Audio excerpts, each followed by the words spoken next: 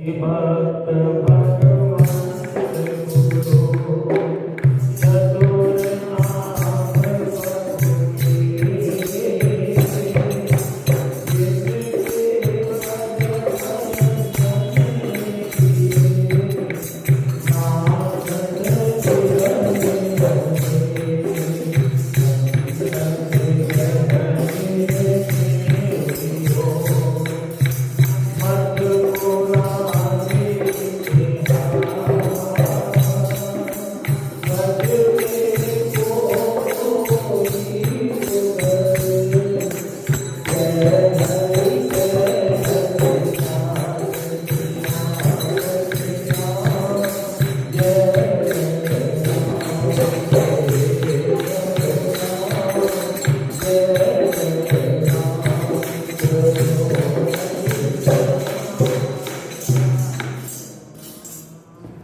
राम पावती जाने की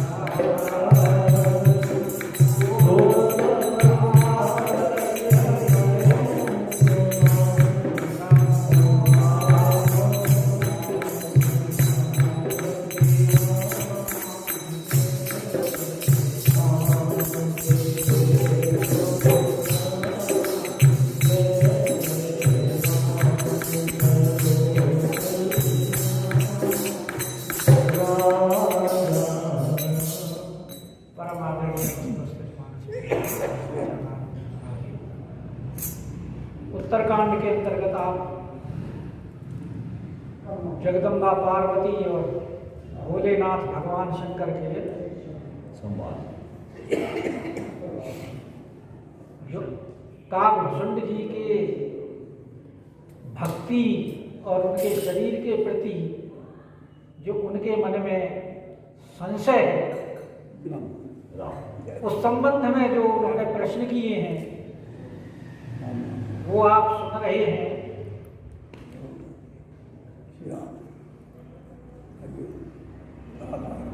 क्योंकि वो ये कहते हैं पार्वती जी कि भगवान की भक्ति बड़ी दुर्लभ प्राप्त होती है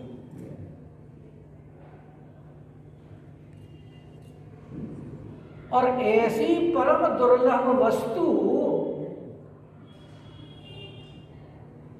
काग को कैसे मिल गई?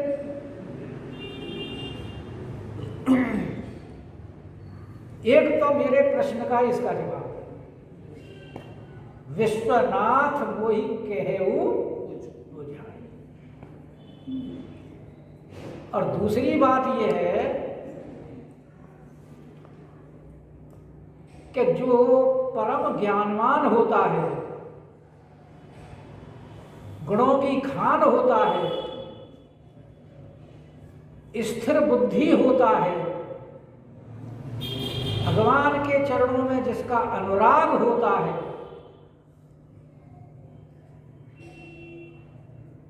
ऐसे को काग शरीर कैसे मिला? क्योंकि मान लो आपकी बात मान ली कि आप पहले प्रश्न के उत्तर में अगर आप ये कहें कि उस समय उनका काग शरीर नहीं था,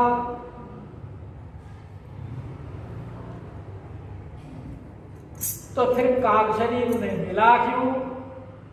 नाथ कहू के ही कारण, वो कारण क्या है? क्योंकि बिना कारण के तो कार्य होता नहीं। कार्य के पीछे कारण होता है, तो कारण मुझे बताओ। और फिर इतने सारे गुण उसमें कैसे आए?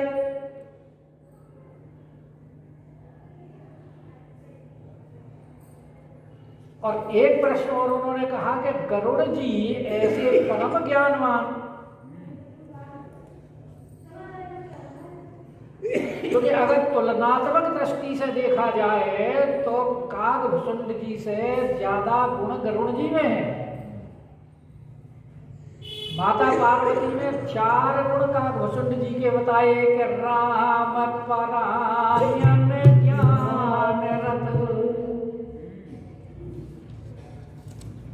और गुनागार मति धीर। तो कागभुसुंड जी को क्या कहा? ज्ञान रत,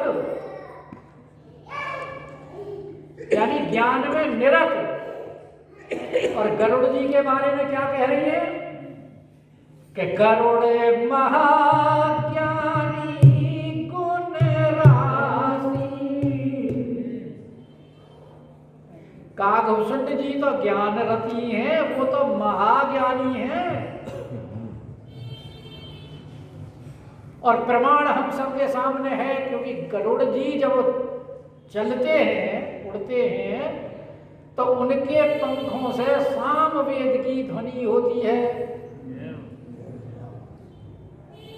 कागभुसुंड जी के से तो नहीं होती।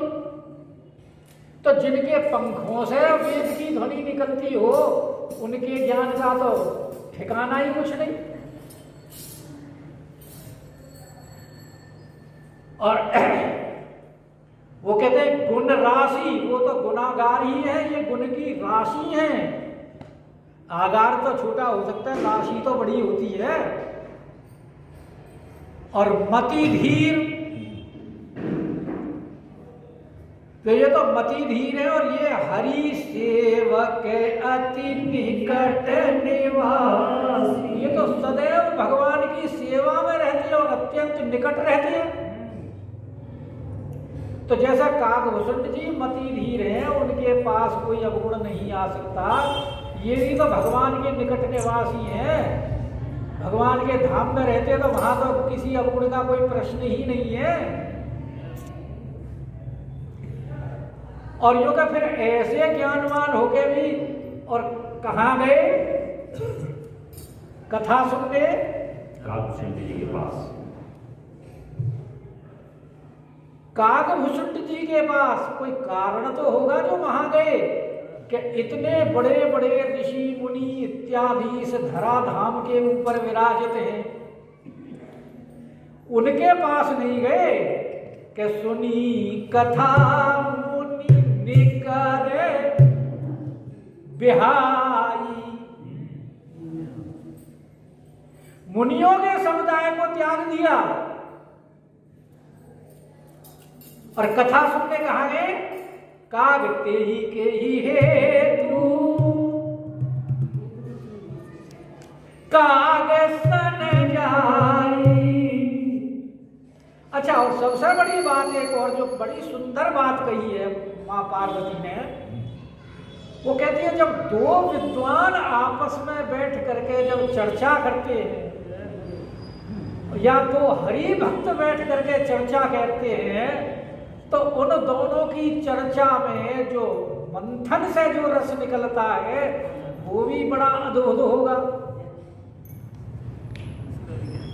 तो कहते हैं मुझे इच्छा हो रही है उसके जानने की, इसलिए कह रही है कि कहूं कवन विधि अरे भाषण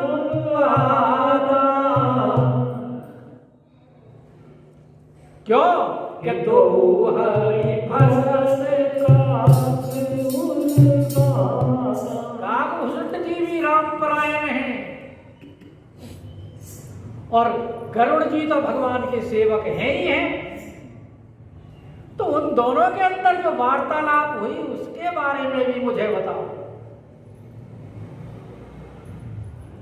भगवान शंकर बोले, देखो पार्वती जी, आपने बड़ी सुंदर बात पूछी है, क्योंकि भगवान की कथा से सुंदर और प्रिय वस्तु कोई भी नहीं। इसलिए आपके इन प्रश्नों से मुझे बड़ा सुख उत्पन्न हुआ है।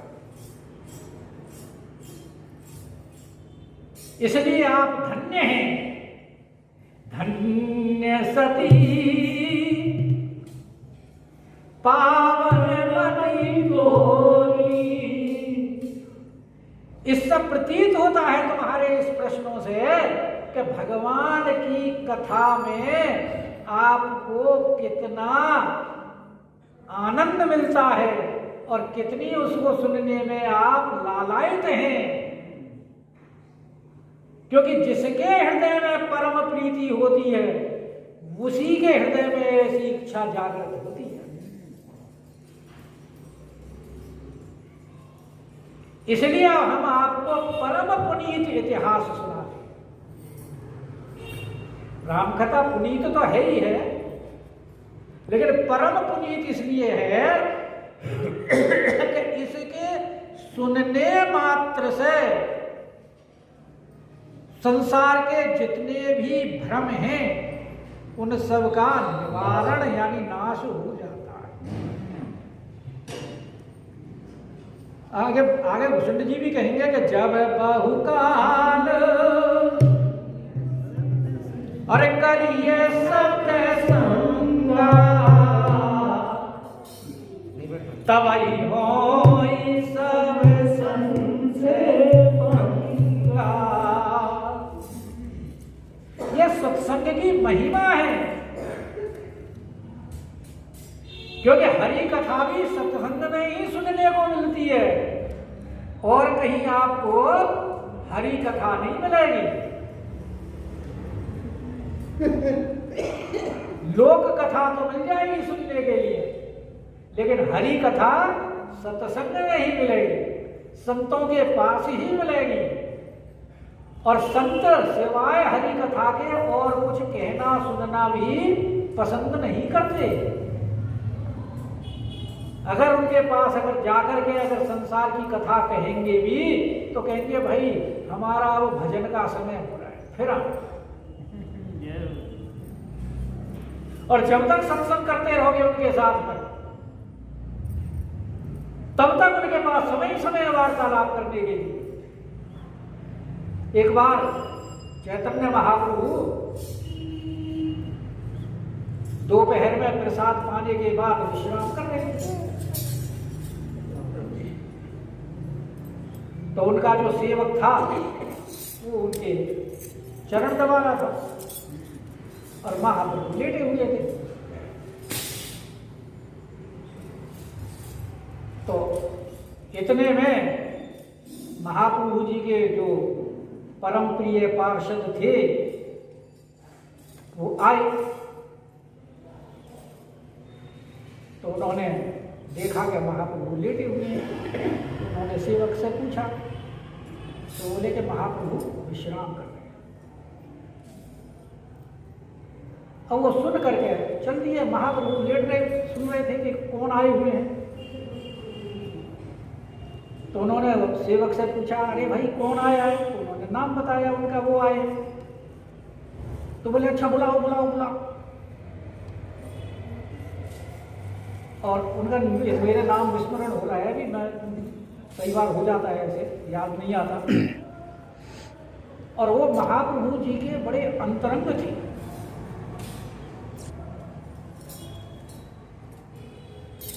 तो जब ऐसे सुना कि बुलाओ उन्हें, तो सेवक ने उनको बुलाया। और जब वो आकर के महाप्रभु जी के पास बैठ गए तो फिर सेवक से बोले, अच्छा अब हम विश्राम कर रहे हैं। यानी संतों का जो विश्राम है वो हरि चर्चा में होता है। हरि चर्चा के अलावा और उनको कुछ सुहाता ही नहीं है।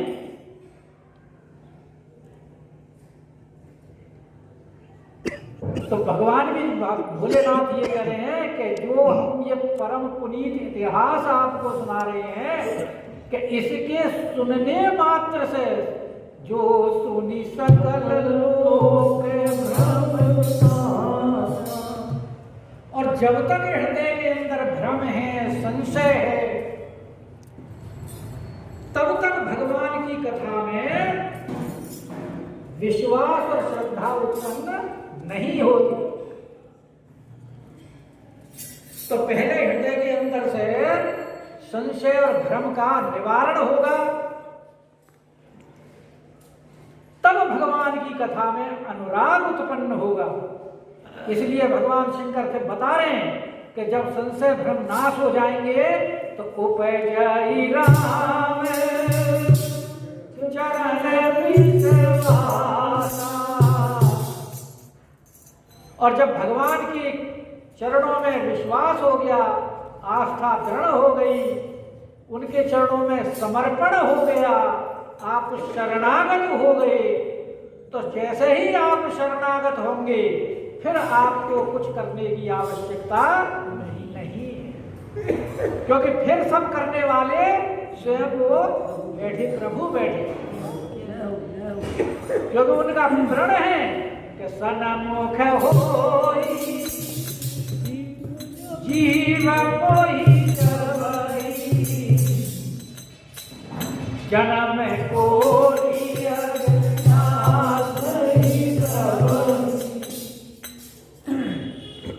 इसीलिए देखो सदैव तत्पर खड़े रहते हैं, कहीं ऐसा ना हो एक क्षण का मैं विलंब कर जाऊं और जीव मेरे सन्मुख हो तो मेरी तो प्रतिज्ञा भंग हो जाएगी।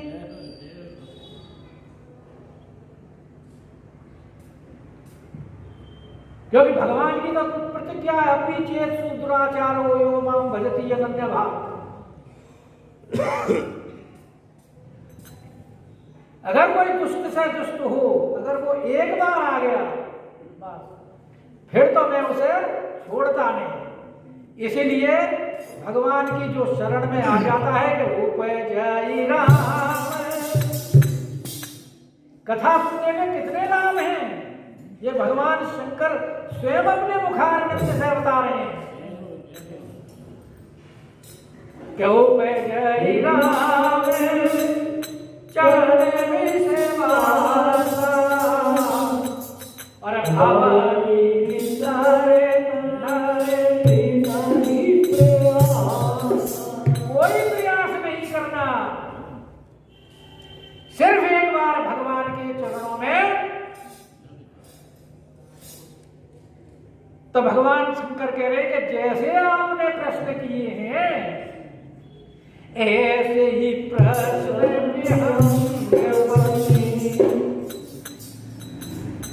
जैसे आपने प्रश्न किए हैं ऐसे ही गरुड़ जी ने की उन्होंने भी भुसुंड जी से ऐसे ही प्रश्न किए थे। और सो सब सादर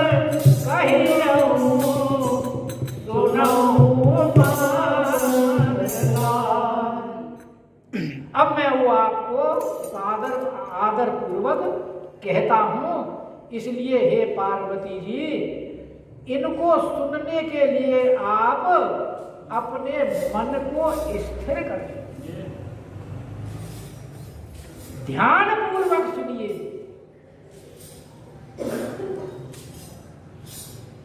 क्योंकि भुसुंड जी ने जो प्रश्न किए हैं आप देखोगे, दोहा 94 में निकाल के देखो भाई। तो कथा में, राम कथा में आगे पीछे तो चलना पड़ेगा।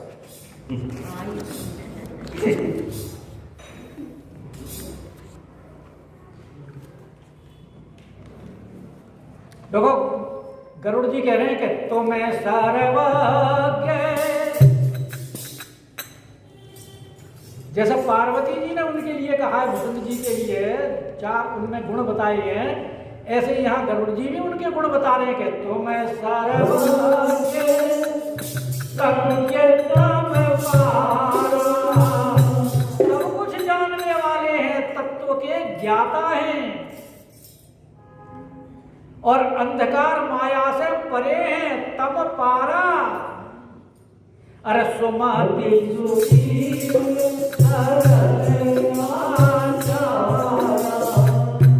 सुमति उत्तम बुद्धि से युक्त है, सुशील हैं और सरल आचरण वाले हैं। और फिर देखो आप तीसरी लाइन में कि कारण कवले, यही प्रश्न पार्वती जी का था ना, ये गरुड़ जी पूछ रहे हैं कि कारण कवले देह पाई और ताप सबल पूरी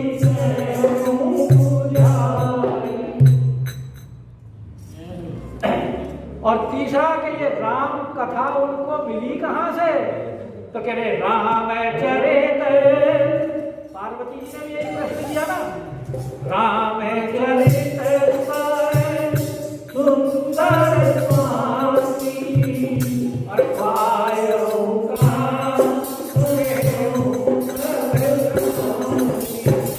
आपने ये कहां प्राप्त की। तो ऐसे ही प्रश्न गरुड़ जी ने किए जैसे पार्वती जी ने किए, इसलिए भगवान शंकर पार्वती जी से कहे हैं कि ऐसे प्रश्न में हम और एक और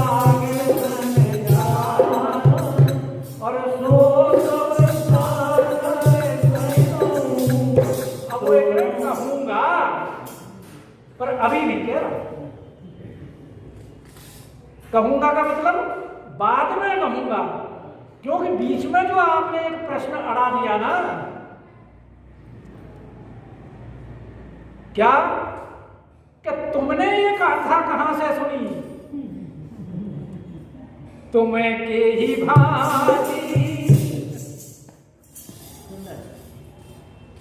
तुमने जो ये प्रश्न, तुमने जो ये कह रहे हो ना कि मैंने कथा सुनी जो गरुड़ जी को शुंड जी ने सुनाई, तो तुमने कब सुन ली हो कि तुम्हें के ही भांति, अरे सुना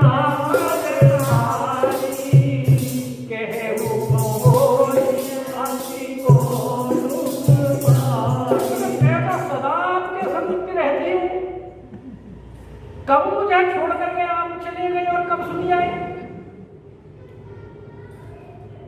ऐसा धोखा मेरे साथ। हाँ भाई एक्सप्लेनेशन कॉल है, बताओ कहाँ गए। क्योंकि जब सती शरीर में थी तब मैं तुम्हारे साथ थी, तुमसे परमिशन मांग करके यज्ञ में गई, यज्ञ में ध्वंस हुआ, उसके बाद लगा कर बैठ गई, समाधि कामदेव ने छुड़वाई, उस समय तक मेरा जन्म हो चुका था और व्याधि भंग हुई, मेरे साथ फिर विवाह हो गया, तब से फिर मैं आपके साथ हूं। तो सुन कब आए।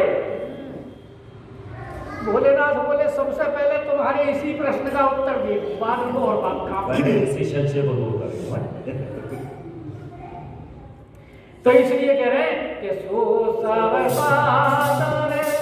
कही हम और सुनहु कुमार मैं जिन कथा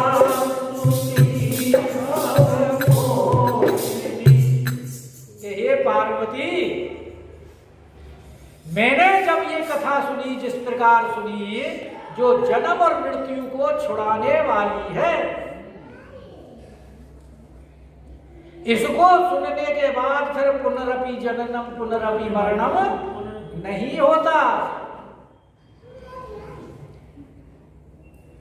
और ये कथा मैंने जिस प्रकार सुनी सो प्रसंग,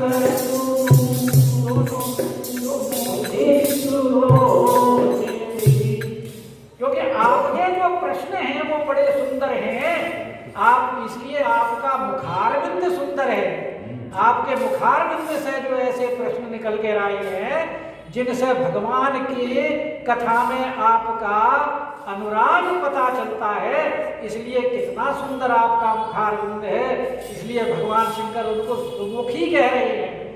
और सुलोचनी के अब दृष्टि जो है, जो मैं कह रहा हूं उसके ऊपर ध्यान दे करके सुनो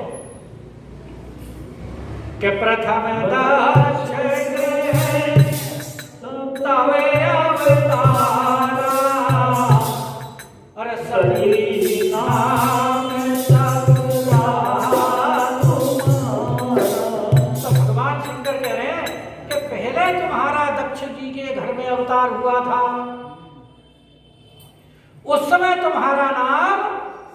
सती था।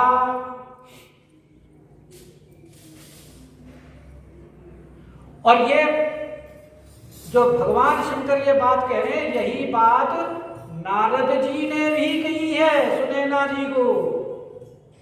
कब? जब भोले बाबा की बारात गई और बारात देखने जब नगरवासी गए और वहां उन्होंने भूत पिशाच प्रेत देखे और जब दौड़ दौड़ के आए डर के घर में, और बच्चे डरते डरते जब घर में घुसे तो पूछा भाई बारात देखी? क्या तो जीवन बचेगा तो देखेगा ना। लोगों बारात है, वो तो मौत का घर है। कोई जिया बचेगा तो फिर देखेगा। तो वहां पर नारद जी ने समझाया है उनको।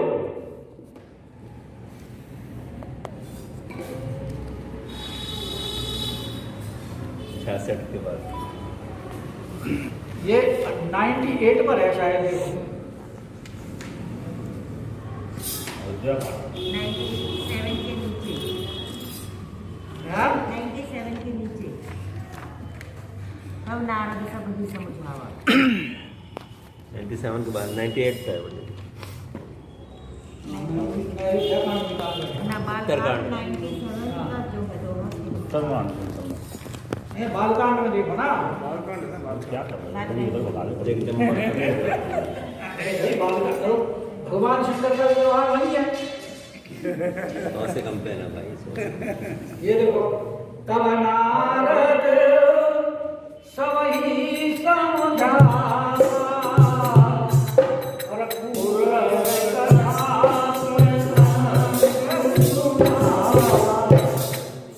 मयत नया मयनाथ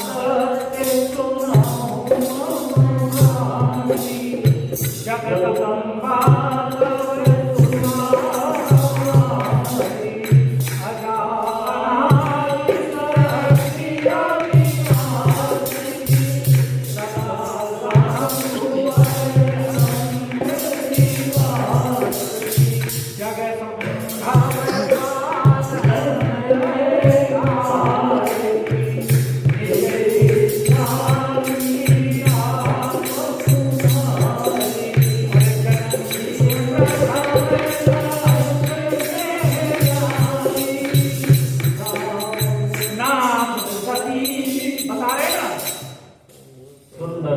केवल पहले जन्म में दक्ष के यहाँ जन्म हुआ था और इनका नाम क्या था? नाम सती। नारद जी प्रमाण है कि इनका नाम सती है। तो इसीलिए ये भी करें कि प्रथम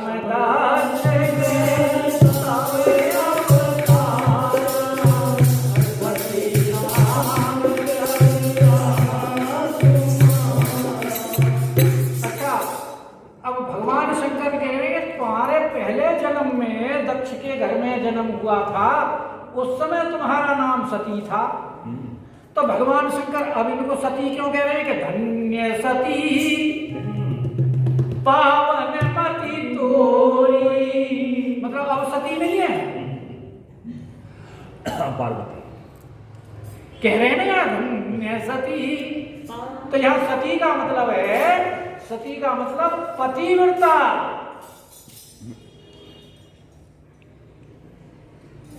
जो पतिव्रता होती है उनको भी सती कहा जाता है।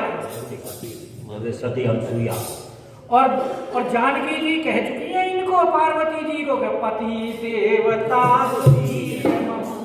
मात प्रथम अमित न जाई गई सहस शारदा से। कहा है ना जब पूजा गौरी पूजन करने गई है कि जय जय गिरवर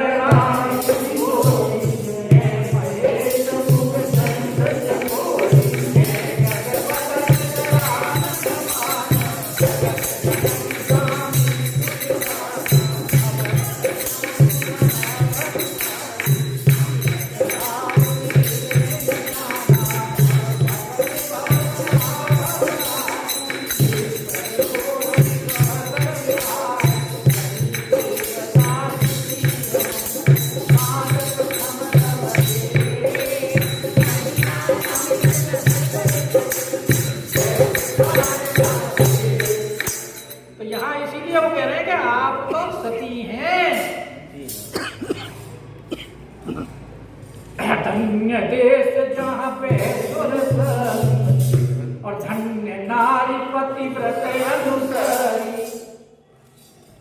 ये उत्तरकांड में लास्ट में आएगा कि जो कुल धन्य मासु जगत पूज्य रघुवीर परायण। तो जो सती पतिव्रता होती है उनको सती कहा है, इसलिए कह रहे धन्य सती पावन। ये पूर्व प्रसंग में कि जब तुम सती थी तब तुम्हारी बुद्धि इतनी पवित्र नहीं थी, अब तुम्हारी बुद्धि पवित्र हो गई है। धन्य सती पावन मति तोरी, यानी अब पवित्र हुई है, पहले पवित्र नहीं थी, ये बात नहीं है। इसलिए कह रहे हैं कि प्रथम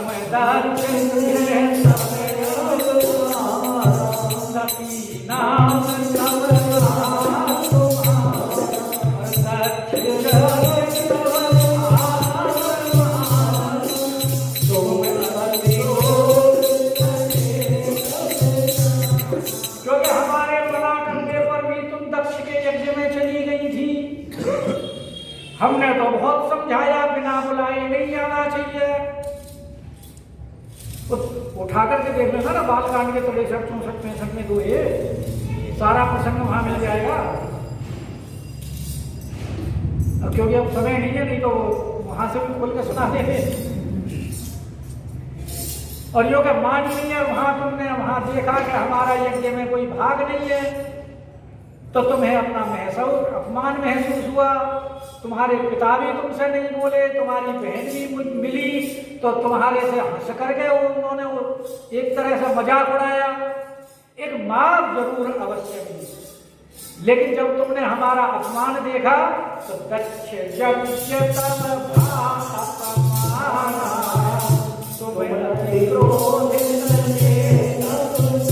तुमने उस क्रोध में वहां अपना शरीर छोड़ दिया। ये सारे प्रसंग बालकांड में विस्तार से दे रखे हैं, श्रीमद् भागवत में भी दिया हुआ है किस प्रकार से वहां यज्ञ ध्वंस किया है। कनखल में जाकर के देख लेना, वहां सारा प्रमाण मिल जाएगा।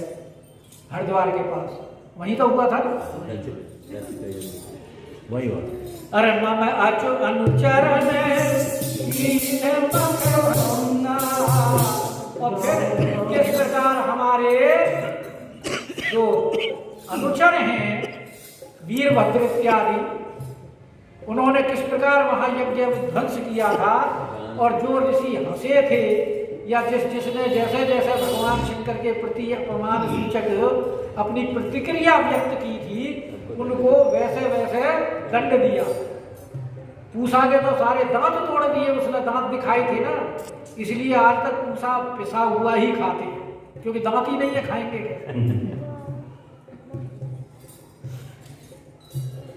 तो कह रहे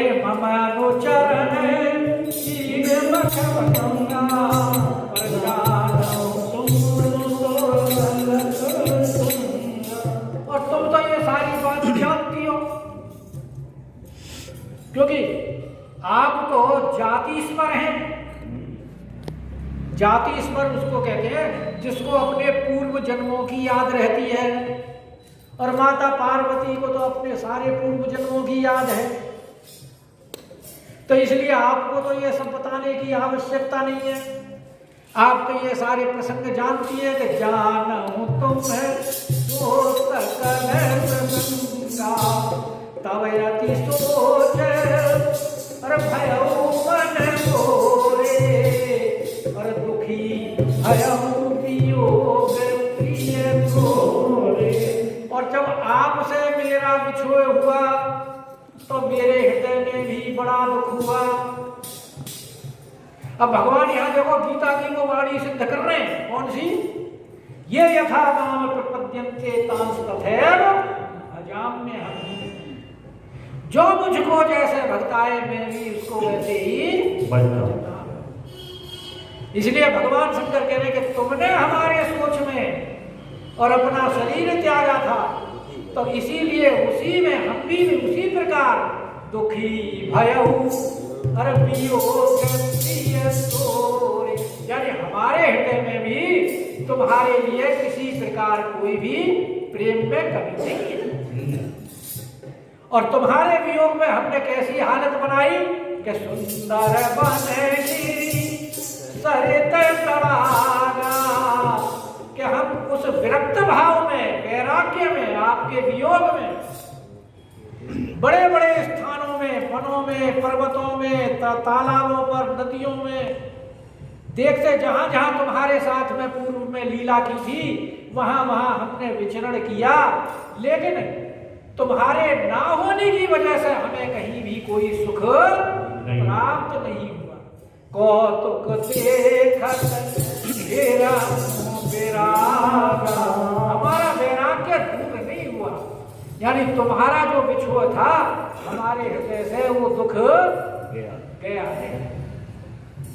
तो फिर घूमते घूमते हम कहाँ पहुंचे कि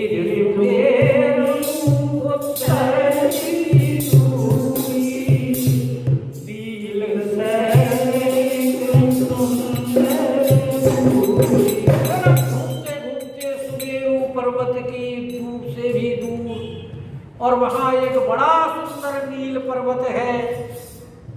उस नील पर्वत के ऊपर पहुंचे तो वहां हमने क्या देखा कि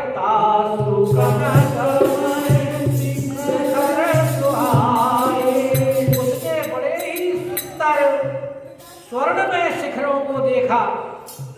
और शिखर तो नील पर्वत में बहुत सारे थे, लेकिन चार चार गोरे भाई, लेकिन उनमें से 4 सुंदर शिखर मेरे मन को बहुत अच्छे लगे।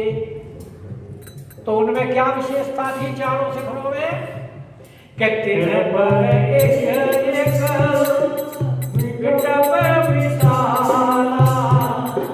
उन शिखरों के ऊपर एक एक विशाल वृक्ष था, यानी वृक्ष तो बहुत थे, लेकिन विशाल वृक्ष जो थे वो चारों शिखरों पर एक एक ही विशाल वृक्ष थे। और वो कौन कौन से हैं? कि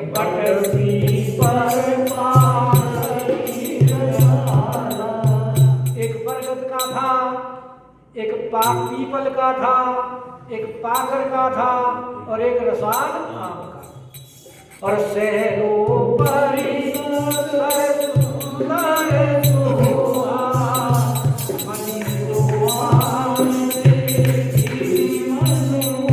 पर्वत के ऊपर एक सुंदर तालाब शोभित है, जिसकी मणियों की सीढ़ियां देखकर मन मोहित हो जाता है। अरे शीतल मधुर